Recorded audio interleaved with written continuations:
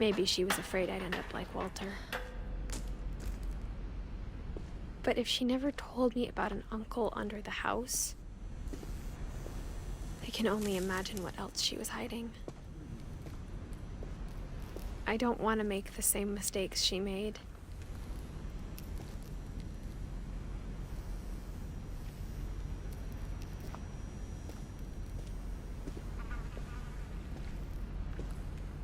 Trying to bury something that's still alive.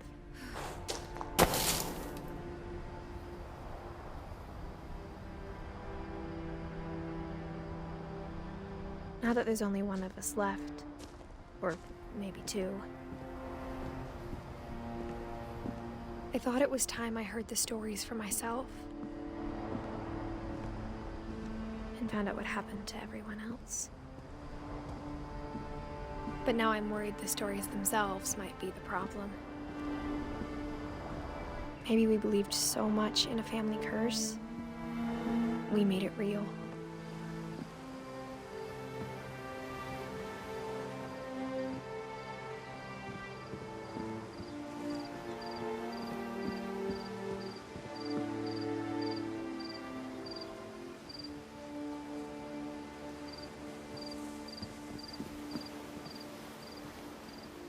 I don't know if I should even be writing this.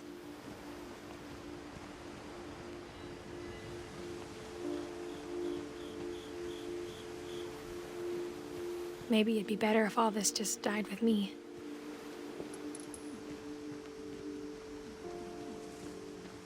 But I thought you should know about your family.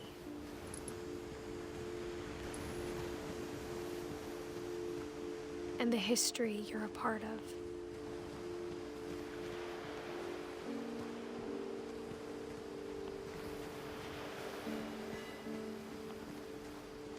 Though to be honest, I feel as lost as you probably do right now. I think the people in these stories believed them, for what that's worth.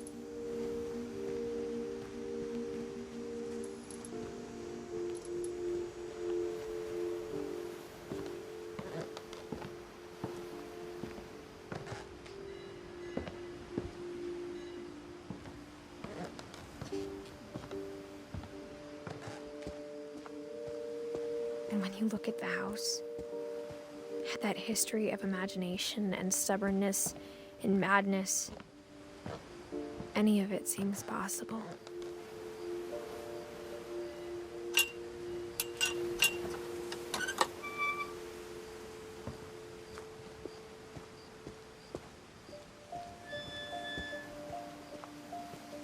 I think we've been surrounded by death for so long, we've just gotten used to it.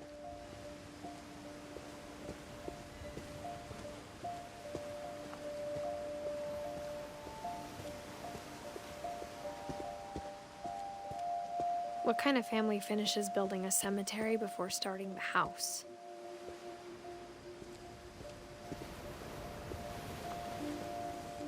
It's embarrassing for me to admit this, but the pet cemetery made me more uncomfortable than the human one. 3 of the gerbils were mine, and 2 had been my fault.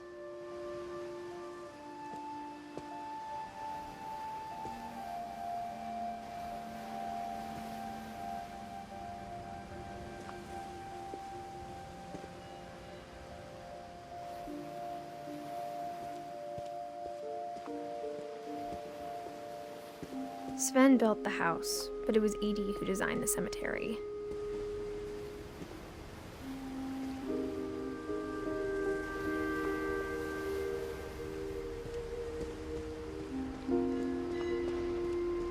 I'm sure Odin's monument had been Edie's idea.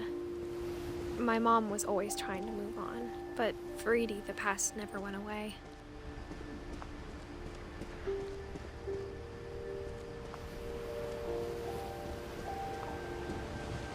She could see it poking out of the water at low tide.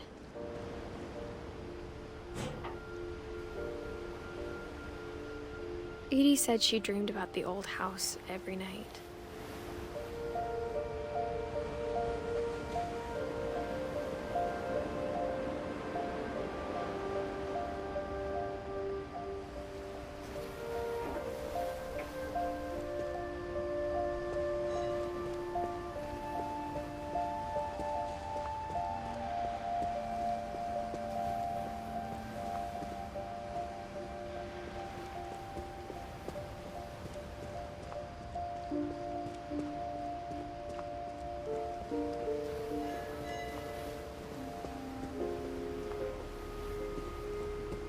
Edie's side was always easier for me to understand. But the older I get, the more I can see where my mom was coming from. Her dad had been pretty strict, but it wasn't enough to save her brothers. She was just trying to do better.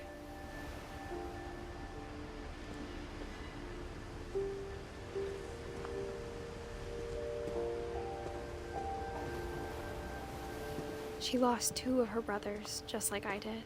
I get why she tried so hard to protect us.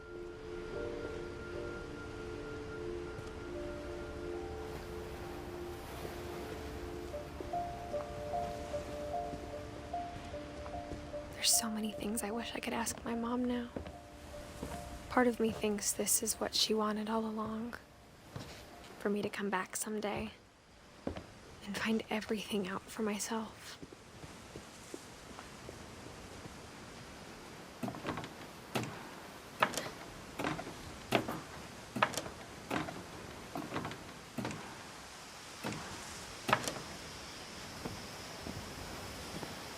But looking back on it now,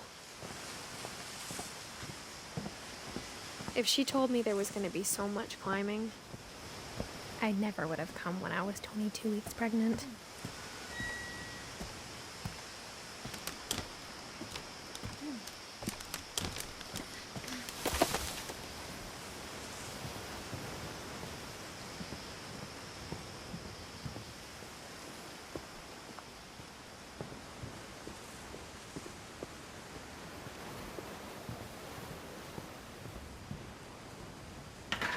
I never met Grandpa Sam, but I think he and my mom had a lot in common.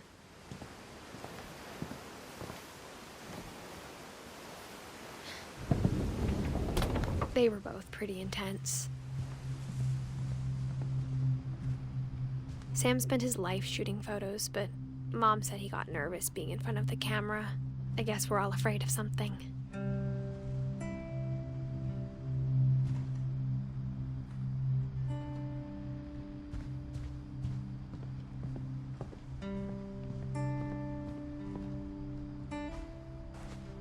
Instead of hiding from death, Sam seemed to go out of his way to meet it.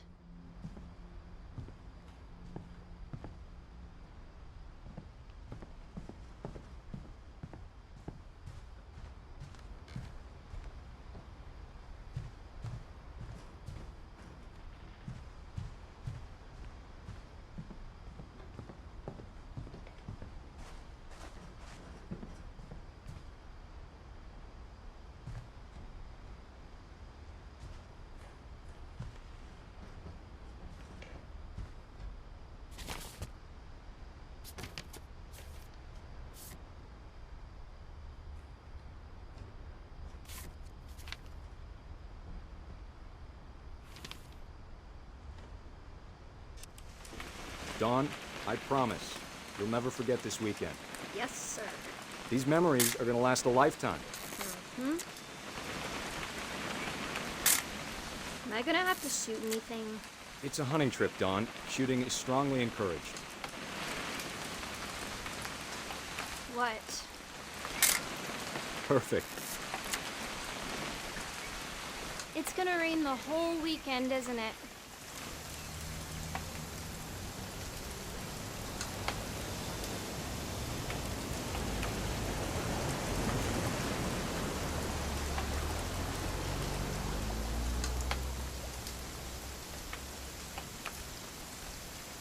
Please just take the damn picture. Hey, language.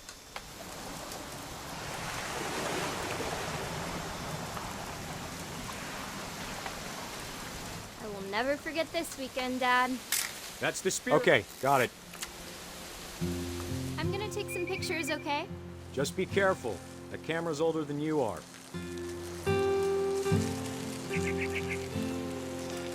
Definitely should not have drunk all that coffee. Hey! That's a keeper. I'm just saying, I'm not always gonna be here, Dawn. You'll need to remember this stuff, if you want to survive. I'll be fine, Dad. You know who else thought he was gonna be fine? Some guy who died. Dawn, I'm being serious. I know, Dad. You're always serious. Doesn't being out here make you want to chill out? Well, to tell you the truth, I haven't been out here in 20 years. Dawn, don't you think you could find something more interesting to photograph? Last time I was with my brother Calvin. Man, that was a great trip. Your grandpa Sven taught us how to fish, how to build a fire. We found an old logging trail. There were deer everywhere. I bet if I could remember where that trail was, we'd spot a buck for you in no time. Give me a minute to check the map.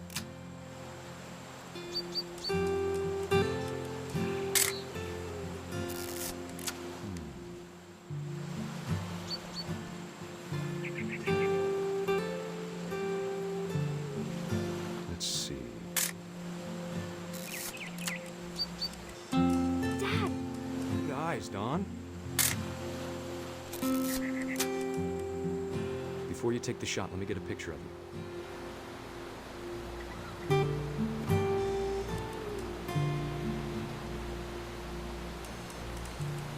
Dad, I... Just... Let me get behind you. Do I have to do this? Dawn, you don't have to do anything. But if you want to survive, you'll need to be strong.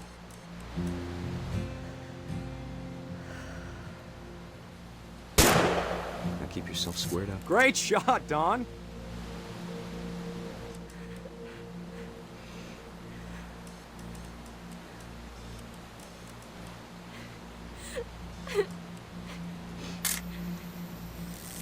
I'm proud of you, Dawn. Always remember that, okay?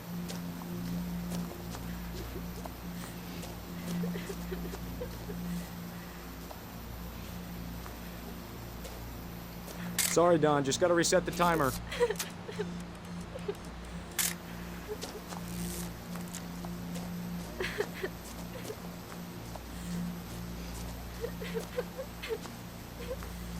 Dad, it's twitching.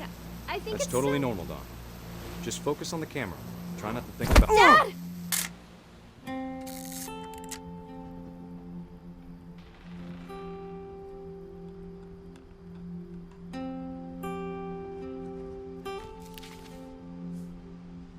Of all these stories, that's the one I wish most that my mom had told me.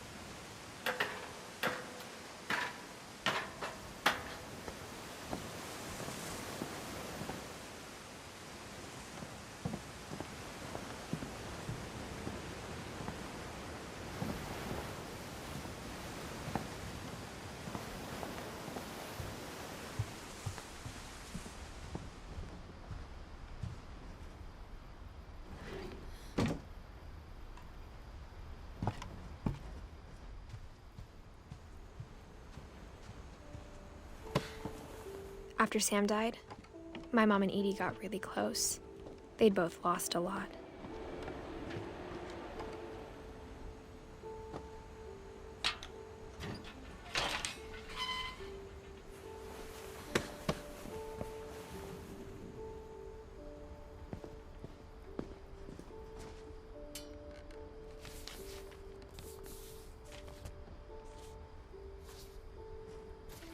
Dear Kay, do you remember the way Gregory used to laugh when he thought he was alone? Like something funny was happening, but only he could see it.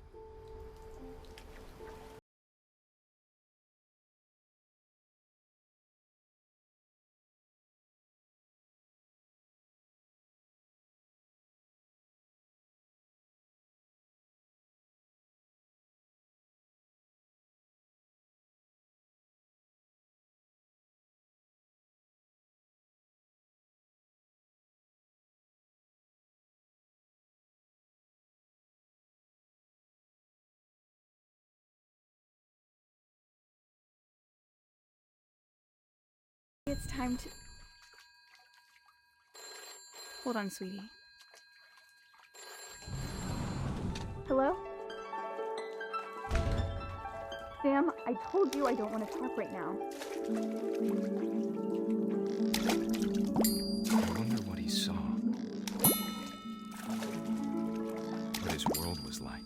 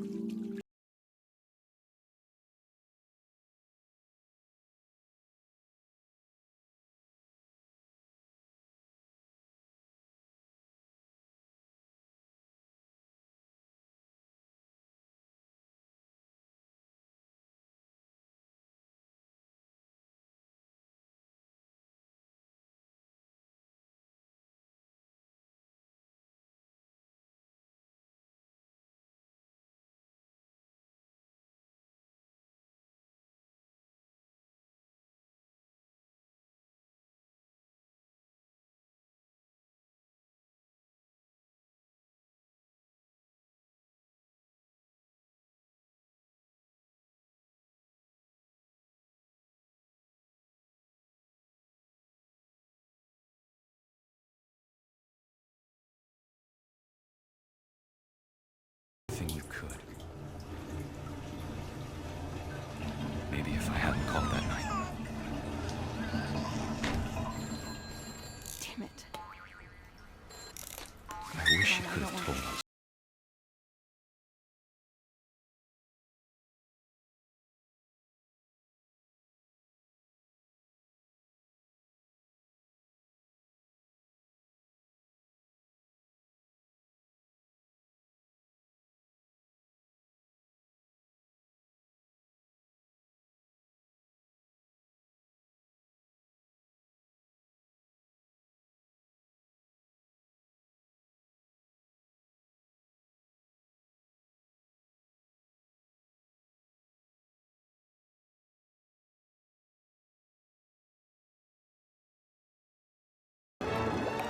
I'm sure he's happy.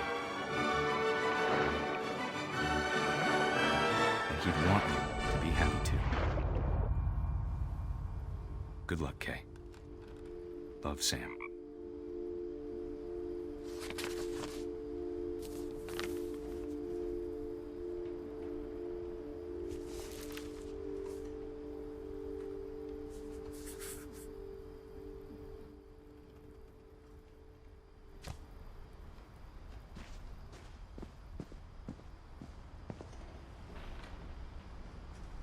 I can't imagine my mom ever writing poetry, and yet...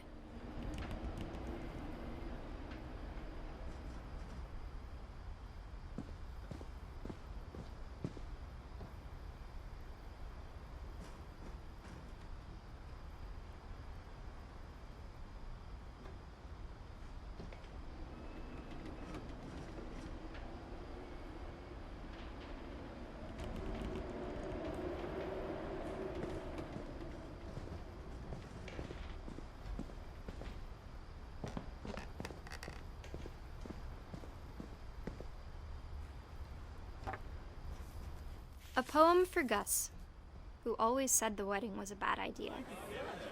Our father never hit us kids, at least not very hard, before the day my brother said with teenage disregard that he'd be dead before he'd see a wedding in our yard.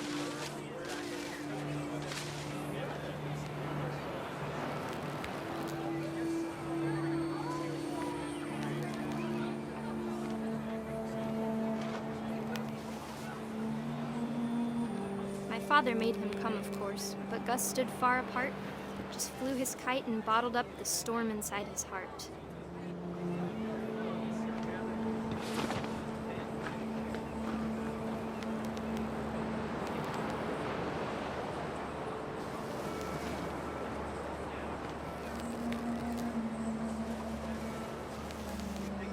I tried to talk him out of it, but though he'd never met her, "We don't need a stepmom," were the words that I now remembered. pronounce you husband and wife. You may kiss the bride.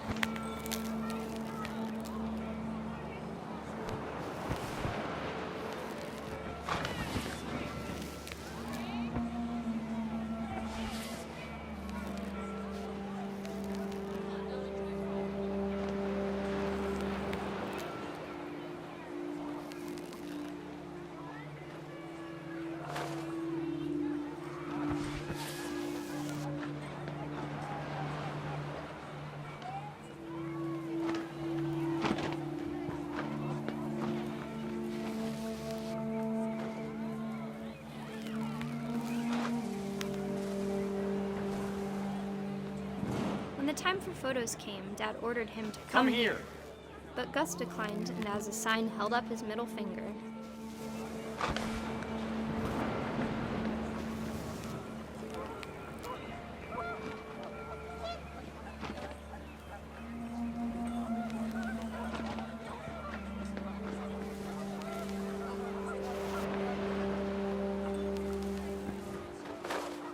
The wind picked up and panicked geese appeared and quickly went. But all the humans did that day was go inside the tent.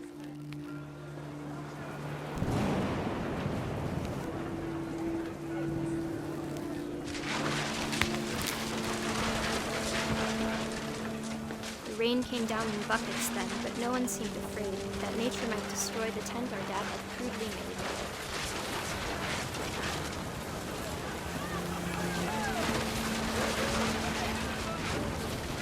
The thunder sounded much too close and full of angry power.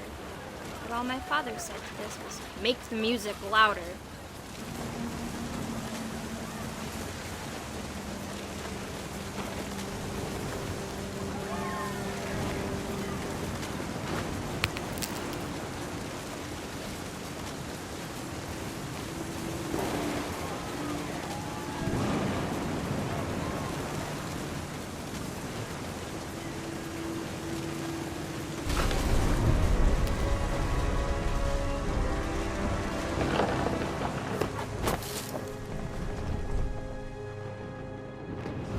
I wish that I could truly say I thought about you on that day.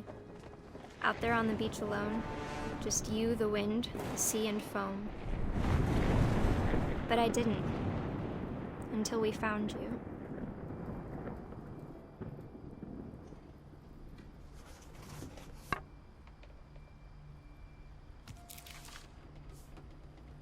She never talked about him, but Mom told me once if I was a boy, they were going to name me Gus.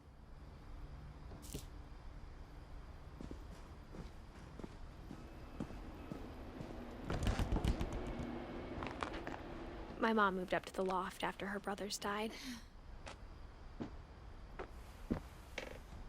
At the time, it was as far away as she could get.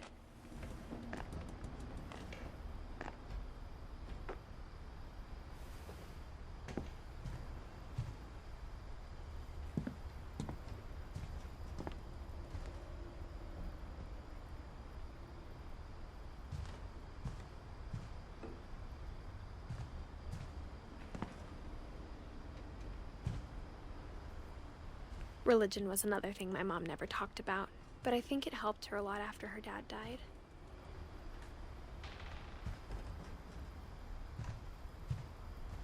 She spent a summer building houses in Calcutta, where she met my dad, Sanjay. My mom moved to India a week after graduation and got a job teaching English. Louis was born a year later. When my dad died, I don't think Mom knew where else to go.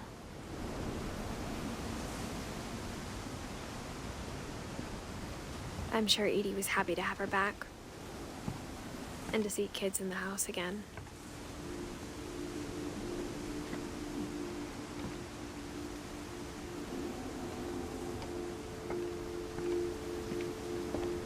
The house had to get a little bigger, but Edie was used to that.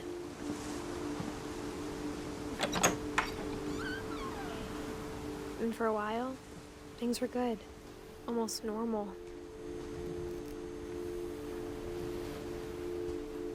But it didn't last.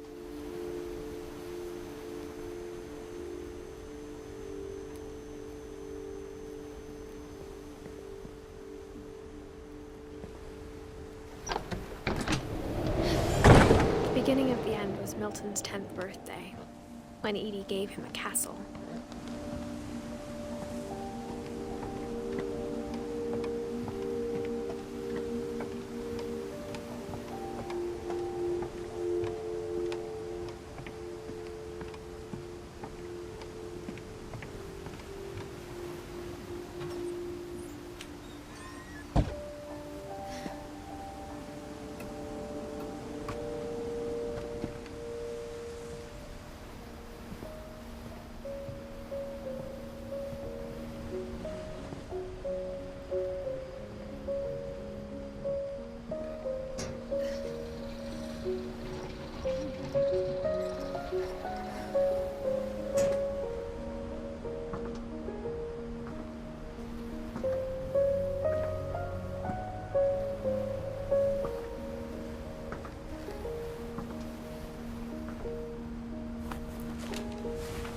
Milton Finch in The Magic Paintbrush.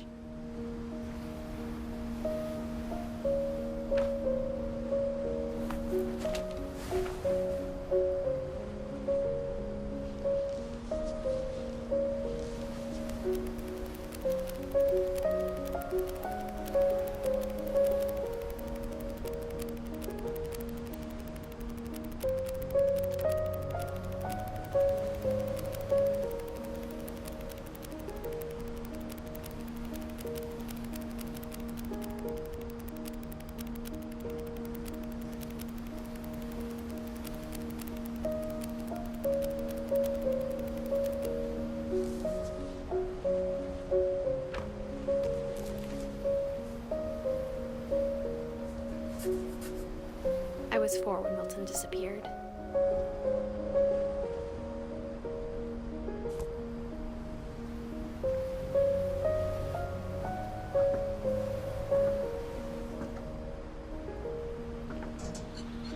Mom spent months searching for my brother.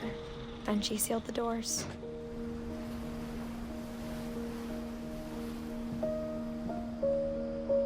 Whatever Milton had found in the house, Mom didn't want it getting out.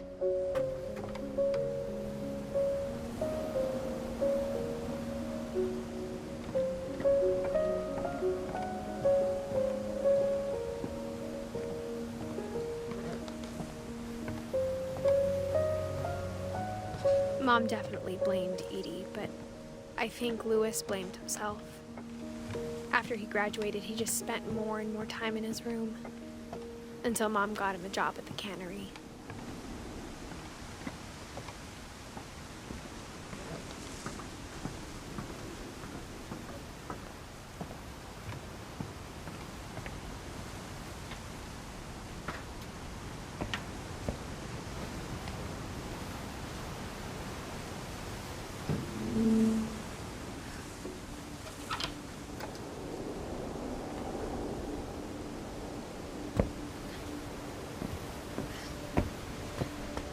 Louis's room smelled very, very familiar. That part of him lived on.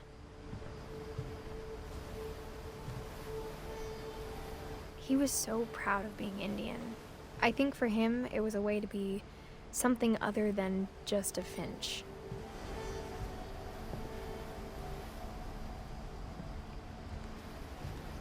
Lewis and I spent a lot of time playing games together, but he was surprisingly bad at them. He died a lot.